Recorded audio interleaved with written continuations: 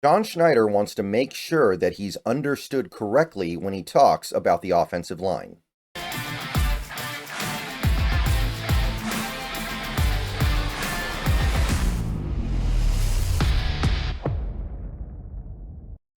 What's up, everybody? Good morning. It is Friday. We made it to the end of the week. Hope everything is well with you guys. And we made a video about something in this territory a few days ago, and we've gotten more information in that territory since a few days ago.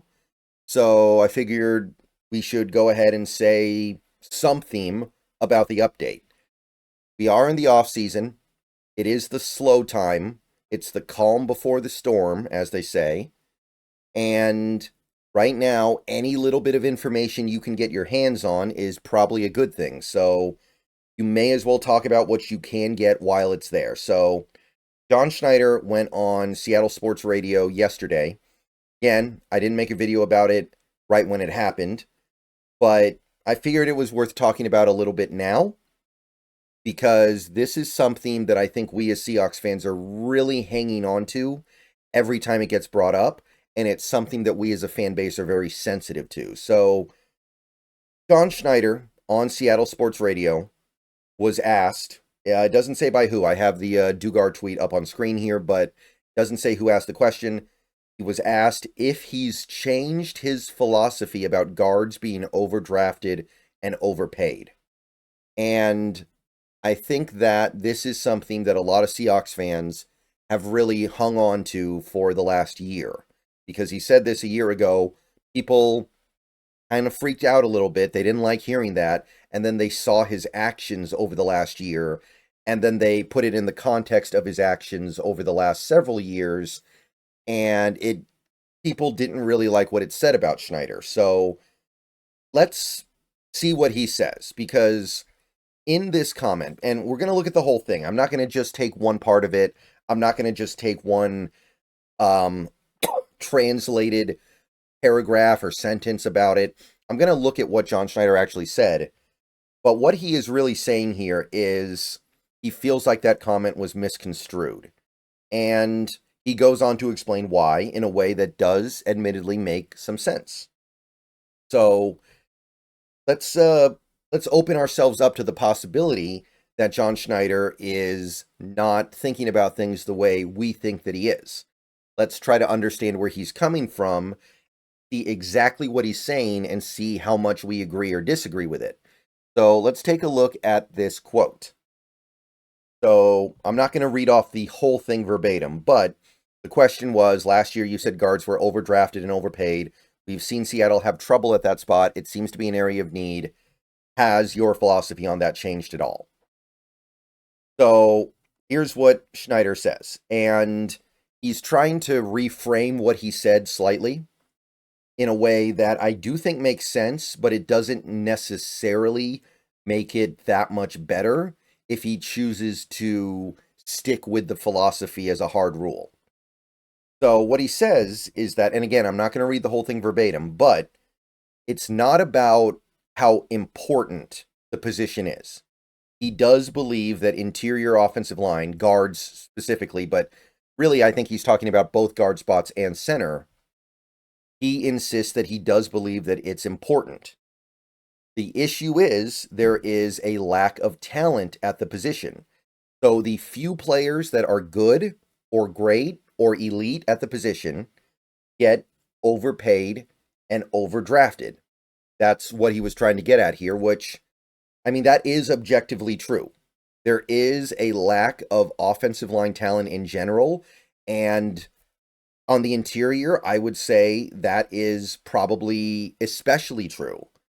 Some of the amounts of money that these players get paid right now on the interior offensive line is getting a little out of pocket. Like you've got, last year you had, what was his name, Robert Hunt, admittedly, a good right guard for the Miami Dolphins, get close to $20 million a year.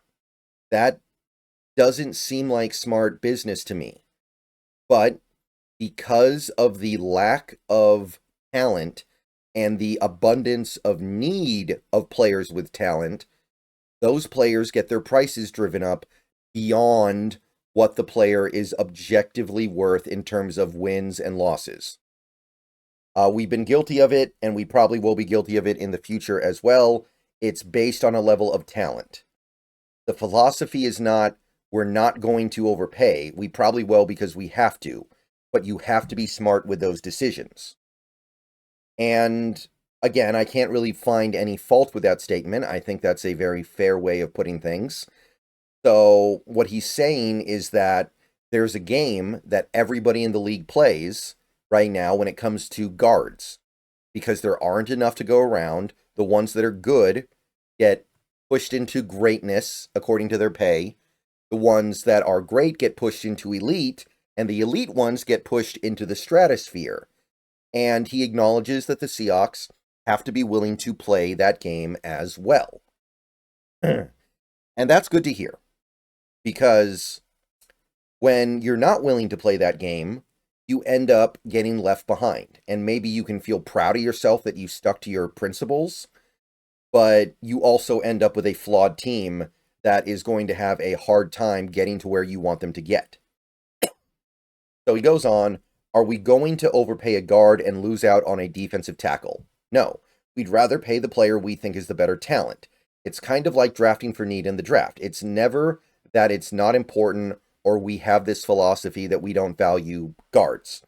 I worked with somebody that used to say a guard is a guard is a guard and you don't pay them.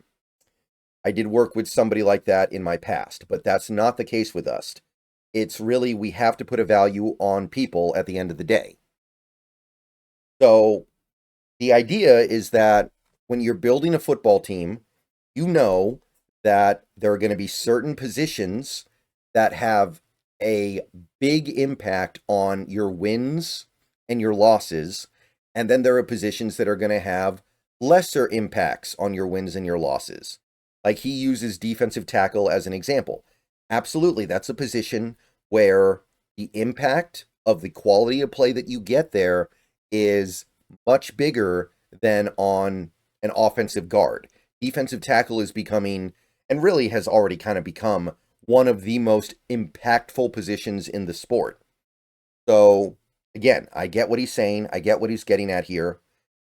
What I would say, and one thing about all this, and I don't need him to say this, I just hope that he knows it. I think there is a world of difference between a left guard and a right guard.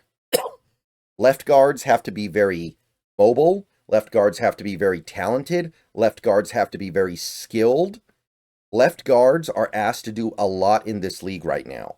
And to me, there is a world of difference between investing heavy in a left guard and a right guard. To me, the right guard, that is the position of low importance. To me, that is the position where you can have a replacement level player and it's okay. You can do it that way, but what I don't like about these statements, what I don't like about the way some people frame this, is that they put left guard and right guard in the same silo, and I think that's a mistake. And beyond that, that's just in general. There are going to be specific playbooks, specific schemes, specific offensive coordinators that might value right guard much more than others. So if you have an offensive coordinator that is building an offense that requires an elite right tackle, right guard, you need to handle that. So when he says that the guards are ubiquitous, that he doesn't need to say it, like I said, but I hope he knows it. I hope he understands that left guard is very impactful and much more impactful than right guard. And as for center, if center is part of this conversation, I don't know if it is. I would say that it just depends. And I think that you can make an argument that Kubiak does see center as a higher need than most other coordinators, but that's debatable. That's up for discussion. And there are going to be very limited opportunities to upgrade at center this offseason anyway. So if we don't need to talk about that now, we don't need to talk about that now. Excuse me. So I think he's saying the right things here. Now, he could be just doing damage control. He could just be trying to cover up his previous statement because it ended up making him look kind of bad when last season went the way that it did, with the interior line play being so shoddy. But anyway, the end of the quote, it happens every year, and we'll see it this weekend too. When we go down to the combine, this player, we would grade him as a solid backup or a solid starter, but he's going to get paid like a difference maker, which is 2 grades up. So, okay, sure. There's going to be players out there that get paid more money than it seems like they should because of the scarcity of the position. But the thing that he says here that should at least make you feel better, in so much as anything he says can, is that he knows you have to play the game. It's like paying a quarterback. Right now, paying quarterbacks in the NFL seems very... It seems very bad right now, right? You have average starting quarterbacks, like guys who are straight average, and they're negotiating for 40 to 45 to even $50 million a year contracts. And teams are giving it to them. And it's become the norm. It's not just, oh, that quarterback got overpaid. No, it's all these quarterbacks got paid like that. Dak Prescott, who is not a top 5 quarterback in the league, even, I say that as a Dak Prescott fan. I don't think he's a top 5 quarterback at all. Got $60 million a year. Brock Purdy, who I don't think is a top 10 quarterback, might be about to get $60 million a year. So that sucks. It does. I'm not saying otherwise. And as a GM, you should hate the way things are going right now in the quarterback market. But if you're not willing to play the game right now, what that means is either you better find a new quarterback in the draft every 4 years, or you're just not going to have a quarterback, and until the rest of the league catches up with you, you're stuck at the bottom. So that is the part of this that I wanted to get some understanding of. Now, it's words, right? Words are not going to necessarily save this team. They're not going to fix this offensive line. Words are not going to be the thing that gets this offense to where it needs to be. Words are not going to be the thing that supports our quarterback the way he needs to be supported. But it is interesting that he says things this way. He wants to make sure that his comments are being put in the right context. And it's almost more of a old man yells at cloud thing, where he's annoyed by the fact that this is happening, but he is at least acknowledging that you have to be willing to play the game, or else you don't get good players. Or there is another way to go about it. You draft. But he also talks about that in this quote too, right? He thinks they get overdrafted. He thinks guards get overdrafted. Now, I don't know how much credibility we can give that statement right now when he's coming off a draft where he spent a 3rd round pick on Christian Haynes and he did nothing as a rookie. But regardless, that seems to at least be something that he's aware of. And I find it interesting. He's talking about, he worked with somebody that used to say a guard is a guard is a guard and you don't pay them. That was a philosophy back in the day. I don't think it can be a philosophy anymore. I could see it at right guard. I could definitely see a team saying, look, we're going to make sure we take care of left tackle, left guard, center, and then right guard can be whoever. I could see that working. I could. I really could. The right offense, absolutely.